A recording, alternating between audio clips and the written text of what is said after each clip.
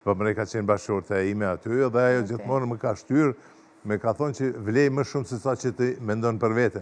Duhet të kesh më tepër vetbesim në këtë punë që e bëj. Dikush të lavdron shumë, dikush të ofendon shumë, kështu që shumë rrallë ke një mes. Po më ka qenë bashkëshorte e ime aty dhe ajo gjithmonë më ka shtyrë, me ka thonë që vlej më shumë se sa që ti mendon për vete. Duhet të kesh më tepër vetbesim në këtë punë që e bëj. Dhe më pasaj kalon, shkoj me tutje. Ndonjë herë dhe varet edhe prej komenteve të ndryshme.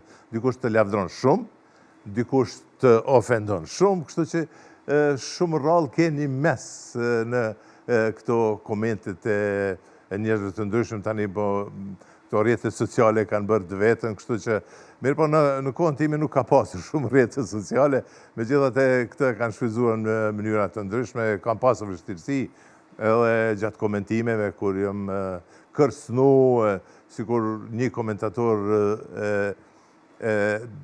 drejton lojën apo është i anshëm apo gjëra të tilla, mirë po te kalohen edhe tani në këtë pjesë pas pensionimit jam shumë rahat dhe vlerësimet janë shumë të mira dhe më pëlqejnë këto që për punën që kam bërë deri më tani.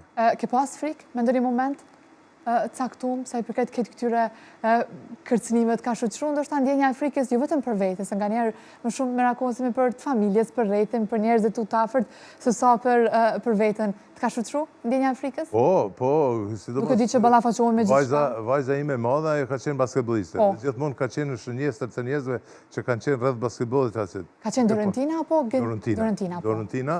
Ajo ka qenë basketbolliste dhe gjithmonë në shënjestër të edhe të lojtarëve kundërshtarë dhe trajnerëve, gjithmonë kanë qenë ato që e kanë ofenduar, babi kështu, babi ashtu, kështu që ka pas momente të vështira të cilat nuk mi ka treguar gjithmonë në atë kohë, mirë po më vonë mi ka treguar se çfarë ka mundur të ndodhë në ndonjë prej atyre ndeshjeve, si të jetë ne të dy kemi qenë persona publik në atë kohë, unë si gazetar, ajo si basketbolliste, kështu që mirë po te kalohen gjitha këto dhe jemi të lumtur me atë që kemi bërë dhe që kemi arritur deri më tani. Okej, do të flasim edhe pas pak edhe për familjen edhe gjithçka tjetër, po kur jemi tek profesioni, a mendon që janë disa tipare ose parime një që secili i ndjek edhe thjesht nuk i shkel ato? Po du me ditë jo, zotër Blerim, keni pas tipare që bëjnë një gazetar sportiv të mirë, disa parime që i kënë ndjek vazhdimisht dhe ju ka bo me qenë kyqeni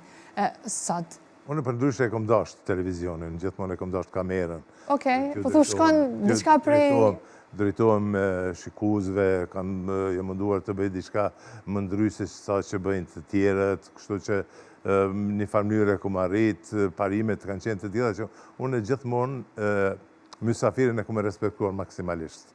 Nuk kom dashur të vej në pozita të këqija në emision, jam munduar edhe të gazetar të ri, të shtyje, të jep mundësi për të treguar veten edhe kështu me radhë. Asnjëherë nuk kam qenë xheloz të një arritje ndonjë kolegu tim a diçka tjetër,